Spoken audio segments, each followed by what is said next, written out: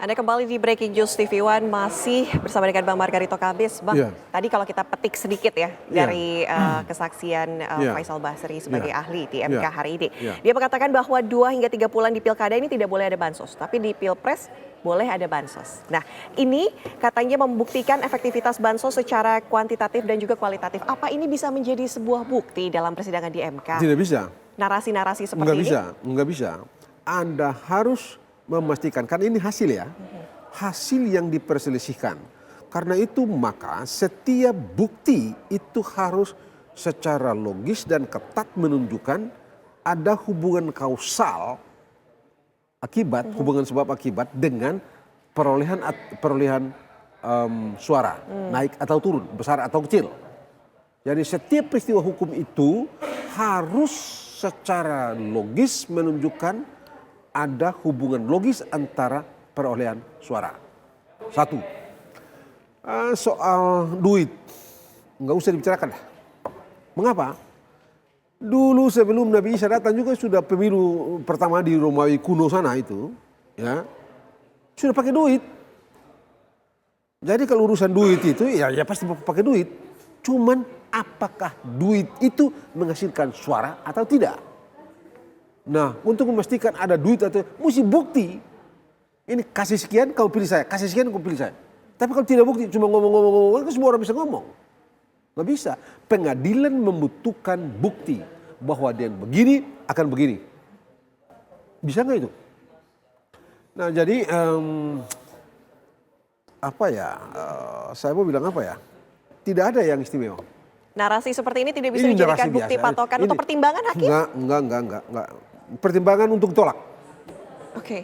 Pertimbangan untuk ditolak. Karena kenapa harus ditolak? Karena tidak memberikan keyakinan bahwa yang diterangkan itu tadi berakibat langsung terhadap rendahnya perolehan suara atau naiknya perolehan suara Pak Prabowo. Mari kita bandingkan ya. Ini bansos ini beredar di satu Republik Indonesia yang kita cintai ini. Termasuk Aceh dan Sumatera Barat. Okay. Anies menang di sana dong. Anies kan menang di Sumatera Barat. Ya, di Aceh gitu ya. Ada bansos juga. Tapi kalah Prabowo tuh sama Gibran. Satu kategori itu. Kategori yang kedua, di luar negeri ada bansos nggak tuh? Pemilu kita yang untuk di luar negeri itu kan. Oke, katakanlah di Inggris, Malaysia. Di Inggris, Malaysia, bla bla bla bla. Ada bansos nggak itu? Di semua negara itu yang di luar negeri itu. Menang juga Prabowo. Terus yakin nggak orang ini semua? Betul ada bukti betul nggak bahwa orang yang memilih Prabowo itu karena dapat beras? Kalau itu yang dilakukan, Anda jangan salah. Ini mesti bukan arif ya, objektif. Sebagai orang tata negara, ini adalah satu perintah konstitusi yang wajib dipenuhi oleh negara, dalam hal ini presiden. Wajib. Pasal 34 Undang-Undang Dasar 1945, fakir miskin itu dipelihara oleh negara. Wajib. Bagaimana bentuknya? Ya ini bantuan ini. Salah satu di antaranya gitu ya. Bantuan ini nih. Jadi oke, katakanlah ini disalahgunakan. Persepsinya, bagaimana bentuk penyalahgunaan? Kalau Anda bicara begitu, di semua kampus juga bisa bicara. Memang sudah begitu itulah. Sudah bisa bicara. Tapi secara konkret dari segi hukum dalam kepentingan peradilan, semua peristiwa itu tadi harus secara logis ketat menunjukkan adanya, dia berakibat pada naik atau turun, atau besar atau kecilnya perolehan suara. Tidak bisa tidak. Itu kebutuhan absolut dalam peradilan. Kalau tuduhan yang tadi dikatakan bahwa dengan adanya mobilisasi pejabat, ini kan juga tadi dinarasikan. So, bagaimana caranya? Tadi dibilang ada Airlangga, ngomong-ngomong begini-begini, Lutfi, Zulkifli Hasan, kemudian Bahlil, gitu ya. Tangkap dan orang-orang. Kenapa Anda tidak lapor? Anda sudah tahu ini manusia kayak begini nih. Sudah ngomong begini. Artinya tidak ada bukti. Lapor dong kepada Bawaslu. Oke. Kan untuk urusan itu atau untuk tujuan memastikan agar pejabat-pejabat tidak ngaco, tidak menggunakan jabatan mereka untuk memberikan keuntungan kepada orang tertentu, maka dan tindakan itu merusak prinsip pemilu, maka pemerintah dan kita, pemerintah dan DPR, bangsa ini bikin Undang-Undang Nomor 7 tahun 2017 menyediakan cara mengoreksi barang itu. Di Bawaslu lah. Nah, di Bawaslu itu. Bukan di MK? Bukan. Oke. Itu jadi supaya, sekali lagi, supaya Bahlil tidak ngaco, Zulkifli Hasan tidak ngaco, Erlangga tidak ngaco, dan lain-lain tidak ngaco, maka undang-undang menyediakan cara memastikan yang begitu-gitu itu, agar orang-orang yang kayak begini tidak ngaco. Apa caranya? Lapor dong ke Bawaslu. Artinya seharusnya sudah sebelumnya dilaporkan, bukan baru sekarang dilaporkan ketika hasil sudah menunjukkan. Itu namanya sengketa administrasi. Begitu itu. Kenapa sengketa administrasi dan sengketa proses itu disiapkan di dalam Undang-Undang Nomor 7 tahun 2017? Tujuannya supaya pemilu ini jujur, pemilu ini terbuka. Jangan pemilu ini kayak dulu-dulu di masa Orde Baru itu, sebelum pemilu Golkar sudah menang nih, sudah sekian persen udah tahun yang terakhir itu. Nggak begitu. Supaya jujur, supaya adil, maka Undang-Undang Nomor 7 tahun 2017 menyediakan prosedur untuk mencegah hal ihwal yang memungkinkan ini terluka. Yaitu tadi itu. Kenapa tidak bikin? Nanti sudah kalau udah masuk di laut, baru aduh gawat. Ada kemungkinan nggak Bang Margarito ketika kan dikatakan bahwa paslon 01, 03 katanya sudah melapor ke Bawaslu tapi tidak diproses. Ini kalau misalnya Bang Margarito sendiri melihatnya apakah memang tidak terproses atau sebenarnya sudah diproses tapi tidak ada bukti? Itu dia. Kalau Anda mau proses Bawaslu penuhi semua permintaan Anda baru Anda bilang itu diproses, kan itu kacau juga. Kan ada standarnya begitu ya, ada acaranya. Oh kalau laporan mesti siapa yang lapor, mesti menerangkan di mana barang itu, kapan, bagaimana dilakukan, siapa. Kalau ini semua tidak diterangkan, terus saya mesti bersiapa? Kalau saya nih. Tapi dengan saya terima, oh ini tidak ada pelapor, ini begini, ini begini. Tolong kamu kasih ini. Enggak juga, ya sudah tidak diproses. Apakah itu yang disebut yang tidak diproses? Tidak, itu bermakna diproses. Cuma tidak terpenuhi untuk diambil keputusan akhir yang menguntungkan dia atau yang lain itu. Jadi sudahlah, ini orang, cuma ini drama-drama biasa aja. Oke, kalau melihat petitum yang sebelumnya juga sudah dibacakan oleh 01, 03 mengatakan bahwa mendiskualifikasi pasangan 02, kemudian pemungutan suara ulang. Adakah kemungkinan ini dalam sidang MK sengketa Pilpres 2024? Kalau MK udah gila. Kalau orang di MK udah nggak waras baru itu dikabulkan. Kalau masih waras enggak. Mengapa? Tidak ada dasarnya dalam undang-undang untuk diskualifikasi itu ya. Nggak ada dasarnya. Dan kalau diskualifikasi dasarnya di prosesnya di Bawaslu sedari awal, bukan sekarang.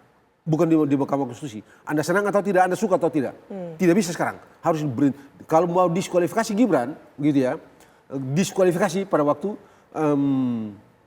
awal itu. Begitu pendaftaran, Anda protes, silakan sengketakan dia di Bawaslu, tidak setuju, pergi ke TUN, tidak setuju, sampai Mahkamah Agung, lalu berhentikan dia. Bukan sekarang. Anda ini sudah terima dia sebagai orang yang sah, sehingga masuk dalam peristiwa hukum yang sah. Nah begitu Anda kalah dalam pertarungan itu, Anda bilang, nggak sah nih orang. Yang benar aja deh. Waras nggak kita ini? Selama bertanding artinya kedua pasangan lain ini harusnya menganggap bahwa pasangan 02 kalau Anda ini, kalau Gibran ini tidak sah, Anda jangan mau bertarung dengan dia. Oke. Anda perkarakan dia, singkirkan dia dengan cara yang sah. Begitu caranya. Tapi ini, Anda sudah tahu si Margarito ini nggak sah nih. Oh si Gibran ini nggak sah nih. Kita biarin dia masuk dalam. Gak begitu, gak fair juga. Selain itu ya, secara hukum Anda harus menganggap bahwa keputusan KPU menerima, mensahkan pendaftaran Gibran dan Pak Prabowo harus dianggap sah. Sampai dengan putusan pengadilan mengatakan putusan itu tidak sah. Yang sejauh ini tidak ada keputusan pengadilan yang menyatakan keputusan KPU menerima pendaftaran Pak Prabowo dan Pak Gibran itu sebagai keputusan yang tidak sah. Tidak ada kan? Jadi secara hukum harus diterima sebagai tindakan hukum yang sah. Oke. Bang Margarito, kalau misalnya kita lihat berandai-andai ujungnya, tadi katakan kemungkinan besar ditolak, tapi kalau seandainya diterima dan kemudian ada pemungutan suara ulang, ini dari tata negaranya sendiri seperti apa hukum negaranya? Mungkin bisa diinformasikan. Dalam bayangan ya, dalam bayangan saya, Itu ya. Kita lihat nih. Mereka bilang ulang itu apa sebabnya? Apa sebab yang membuat Mahkamah Konstitusi memerintahkan untuk pemungutan suara ulang? Ini yang penting. Paling pokok dari segi hukum itu soal sebab ini. Kalau dalam Undang-Undang Nomor 7 tahun 2017 itu, pemungutan suara ulang itu hanya bisa terjadi bila satu diantaranya adalah begitu Anda masuk dalam KPU di TPS, Anda buka itu kotak suara, ya udah dicoblos, rusak deh. Atau begitu Anda pergi ke sana ke bilik suara, petugas bilang, pilih ini ya, kamu pilih ini ya, awas kalau kamu nggak pilih saya gini. Kayak begitu. Hanya itu yang bisa menjadi dasar atau itulah yang dasar dari pemungutan suara ulang. Hanya itu, tidak di luar itu. Nah, kalau itu, karena itu menjadi dasar, lalu Anda hendak mengabulkan permohonan ini dengan memerintahkan pemungutan suara ulang, logikanya, setelah Indonesia begitu ya, itu maka 800.000 sekian TPS itu tipenya sama semua. Semua surat suara yang ada di dalam itu sudah rusak semua. Atau semua orang yang ke dalam situ diintimidasi. Atau macam-macam yang diatur dalam undang-undang. Apa itu? Itu iya. Tapi itu ada. Kan logis. Kalau itu tidak logis, lalu apa dasarnya perintah pemungutan suara ulang? Bansos. Bansos. Tidak. Saya tidak melihat itu sebagai satu sebab yang logis untuk dijadikan dasar mengabulkan permohonan ini. Mengapa? Dari segi material tidak terlihat ada hubungan kausal, logis dan ketat antara bansos dengan perolehan suara. Tidak ada fakta menerangkan itu, kecuali kita spekulasi, penalaran khas orang-orang para filosof di kampus-kampus atau para teoretikus di kampus-kampus. Yang kedua, ini harus dipersoalkan di Bawaslu. Tidak ada dasar juga. Apa? Pak Prabowo dengan Gibran tidak sah. Itu bukan wewenang Mahkamah Konstitusi. Jadi bagaimana caranya mau bikin pemungutan suara ulang? Saya rasa di atas semuanya ini, tapi sudahlah ini biar asik-asik kita ada, biar kita dengar-dengar lah, ada peristiwa begitu ya, ada peristiwa, ini asik lah, pendidikan politik lah.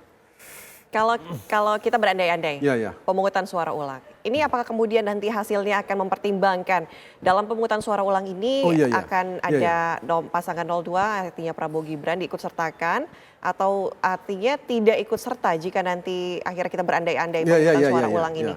Atau itu tergantung nanti dari bukti-bukti yang kemudian 01 dan 03 bisa sampaikan di MK? Ya. Tapi oke lah, kita anggap saja begitu gitu ya. Bagaimana kita menemukan alasan hukum yang logis untuk menyingkirkan Prabowo dan Gibran Anda untuk dikatakanlah pemungutan suara ulang gitu ya? Bagaimana caranya? Bagaimana itu? Bagaimana apa yang bisa kita pakai sebagai dasar untuk menyingkirkan Pak Prabowo dan Pak Gibran? Saya tidak melihat kemungkinan itu. Betul-betul saya tidak melihat kemungkinan itu. Dari petitum dan dalil pun tidak ada? Yang sudah diinformasikan oleh 0103? Nah, saya belum baca tuntas itu permohonan mereka begitu ya. Tapi tidak, sebegini jauh dari beberapa keterangan tadi, saya belum melihat ada hal yang cukup dijadikan dasar untuk sampai pada kesimpulan seperti itu. Tapi apapun itu ya, kita berandai-andai juga nih. Walaupun saya menolak sebenarnya, saya tidak suka berandai-andai gitu ya. Berisiko. Selain itu tidak punya dasar hukum. Kapan peristiwa pemungutan suara ulang itu dilakukan? Oke, tahan dulu ya. Beresikonya apa nanti dijawab ya, Bang Margarito usai jeda terlebih dahulu, pemirsa usai jeda kami kembali.